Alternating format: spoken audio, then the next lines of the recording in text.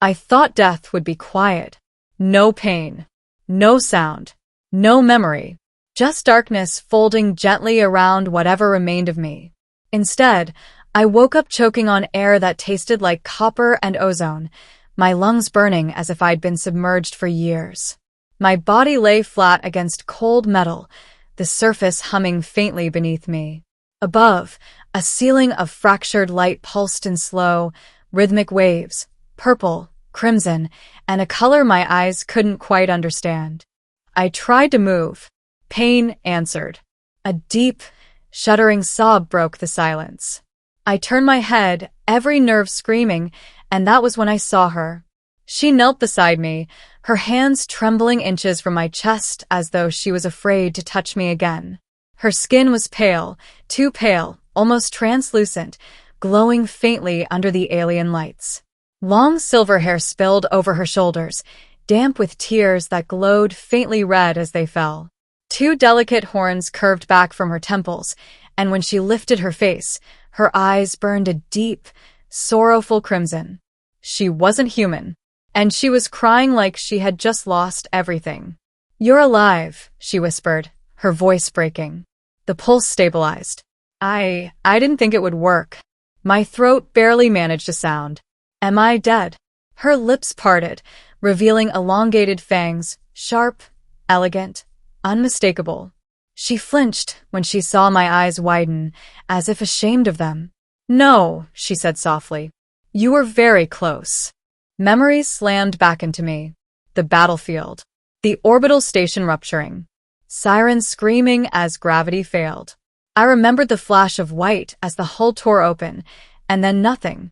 "I died," I croaked. "I know I did." She shook her head, tears spilling faster now. "Your heart stopped for 72 cycles. By our laws, yes. You were dead." That didn't help. "Then why am I here?" I asked. Her hands finally touched me, resting lightly over my chest. They were cool, unnaturally so, but gentle. "Because I refused to let you disappear." Her name was Valeth.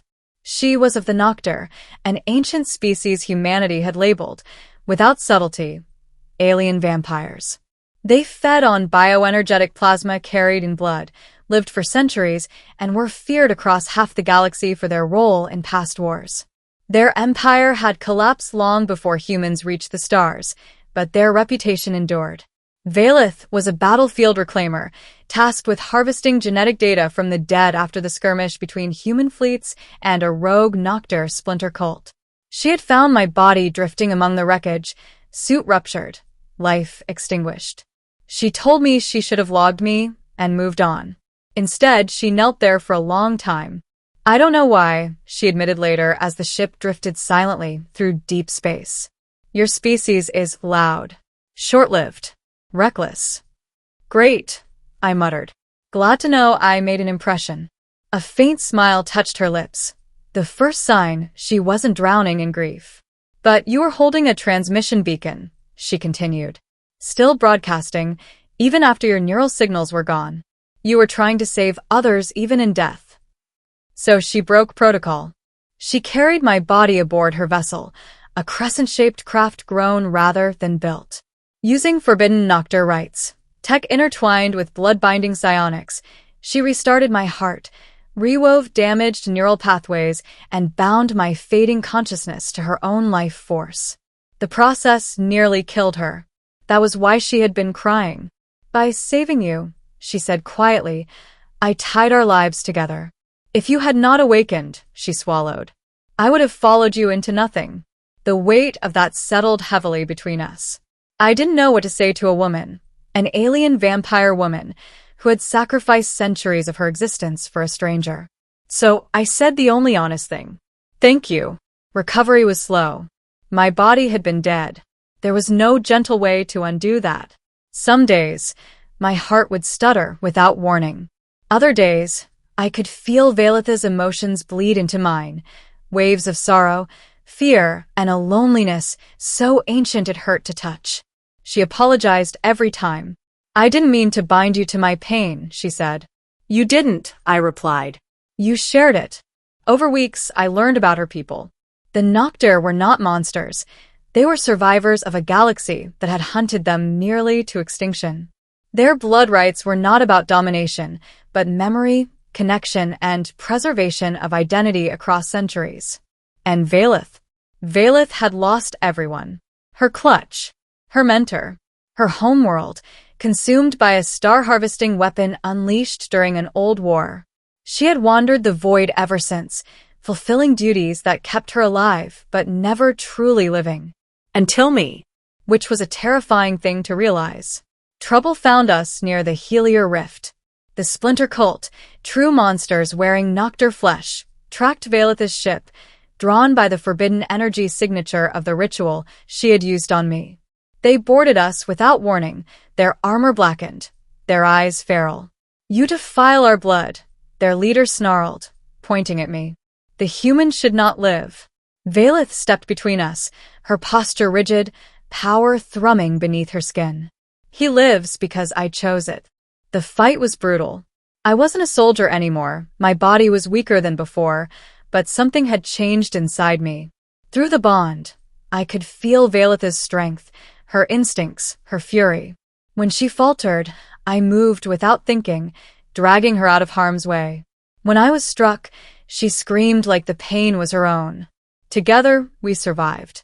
Barely. When the last of the cult lay dead, the ship burned and systems failing, Valeth collapsed beside me, her skin ashen, eyes dim. "The bond is killing you," I said, panic rising. "You used too much power." She smiled weakly. "Worth it?" "No," I said fiercely. "Not if it costs you." "There's a way," she whispered. "I can sever the bond. You will live. I will fade." I understood then. She had brought me back from death, but doing so had bound her remaining life to mine. To save me fully, she would have to let go. I took her hand. "You don't get to die saving me twice." Her eyes widened. "What are you saying?" "I was dead already," I said. "If someone has to pay the cost, it shouldn't be you." I felt the bond tighten as I made the choice. And then everything burned. I woke up on a human medical station. Real beds. White lights. Familiar gravity. Doctors said I'd been found drifting in an escape pod, barely alive but stable. No sign of the alien vessel. No sign of Valeth. They called it a miracle. I didn't.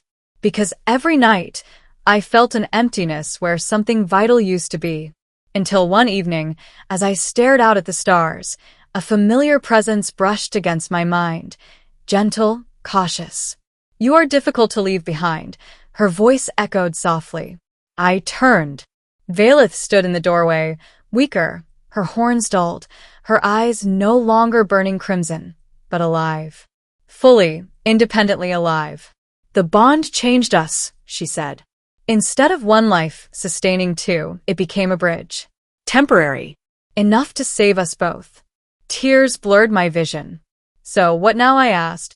She stepped closer, taking my hand, warm this time. Human warm. "Now," she said, "we live. Not as rescuer and rescued. Not as monster and man. But as survivors who refuse to let the universe decide their ending." I squeezed her hand. For the first time since I died, I smiled. Because I realized something important. I hadn't come back to life to continue a war. I came back because someone who was supposed to be a monster believed my life mattered. And I wasn't going to waste that gift.